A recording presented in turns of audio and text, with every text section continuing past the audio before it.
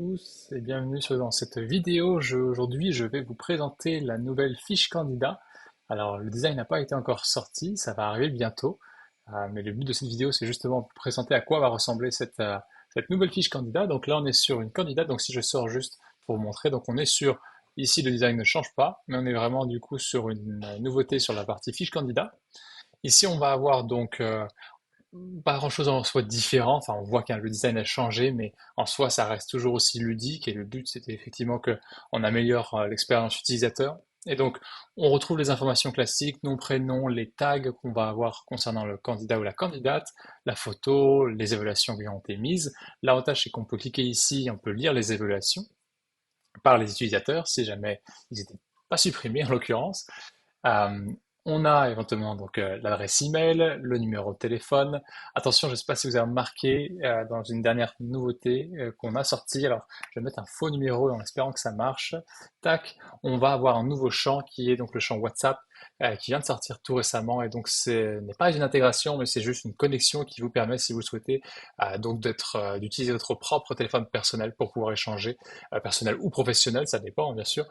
Tant que vous avez WhatsApp sur votre téléphone professionnel, du coup, vous pouvez échanger avec le candidat via ce petit bouton-là. Vous pouvez copier le numéro, envoyer un SMS ou appeler directement.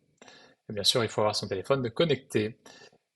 On continue les localisations auxquelles la candidate s'est connectée, son profil LinkedIn, les tags. Ici, encore une fois, le design ne change pas non plus énormément. Nos fameux champs personnalisés qu'on retrouve là.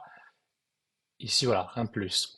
Et là, on va changer, on va avoir donc l'offre, le titre de l'offre. Donc ici, on est sur A Job with a Very Complex Process avec un job match score de 21%. On voit l'étape dans laquelle se situe la candidate. Un peu plus bas, on a le Net Promoter Score. On peut bien évidemment, si on le souhaite, cacher certaines informations. On peut bien sûr aller aussi plus rapidement directement. Et si on veut aller voir le CV, paf, on clique ici et on a notre CV. Là, on a Copilot qui est activé. Donc, je vous invite aussi à utiliser cette fonctionnalité-là si vous êtes intéressé à activer dans votre partie fonctionnalité complémentaire. On retrouve le CV de la candidate et les documents qui auraient été joints lors de la candidature ou qu'on aurait rajouté sur la fiche de candidat, la lettre de motivation, le profil LinkedIn, etc. Donc, on voit que on a du coup un menu sur la gauche qui nous permet d'aller un peu plus rapidement sur les différentes catégories d'étapes. Un peu plus bas, on va retrouver donc nos boutons qu'on avait auparavant de manière différente. Donc, on va rejeter, on va pouvoir donc rejeter le candidat ou la candidate. Ici, le design ne change pas, c'est vraiment juste le bouton en lui-même. Déplacer le candidat donc vers une étape suivante. Ici, on voit donc toutes les étapes du processus de recrutement et donc on peut faire avancer la candidate ou, comme on a pu le voir, la rejeter. On peut planifier une réunion. Ici, pareil, le design ne change pas. On a le plus qui nous permet aussi de retrouver donc nos différentes options, modifier, créer une promesse d'embauche, etc., etc. On a nos activités donc sur la droite. Ici, en fait, on va avoir des boutons d'action rapide qui nous permet en fait de jongler d'un onglet à un autre, entretien, tâches, collaborer et messages.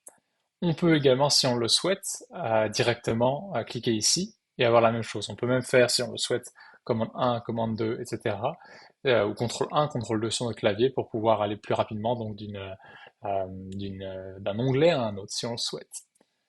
Ici, voilà, je peux l'avoir aussi en plus grand. Donc si je veux juste, je suis pas intéressé par la partie activité, mais je veux juste me concentrer sur la partie fiche candidate, eh bien je vais pouvoir le faire. Ou alors dans ce cas, je reviens sur ce bouton-là et j'ai mes tâches.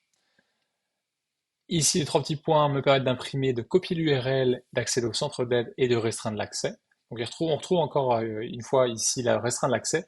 Ça n'a pas été rajouté effectivement ici. Peut-être que ça le viendra par la suite, mais sinon c'est le seul effectivement bouton qu'on retrouve qui est resté au même endroit. Et enfin, partager la fiche du candidat, même chose, qu'on retrouve ici au centre de l'écran. Donc voilà pour le nouvel aspect de la fiche de candidat. J'espère que ça vous plaira. Et comme je le disais, ça va être roll-out, donc ça va sortir entre 2 à 4 semaines. On est encore un peu prudent sur la date exacte puisqu'on a encore des mises à jour à faire, mais voilà à quoi devrait ressembler cette nouvelle fiche candidat. Je vous souhaite une excellente journée et je vous dis à très bientôt. Merci, au revoir.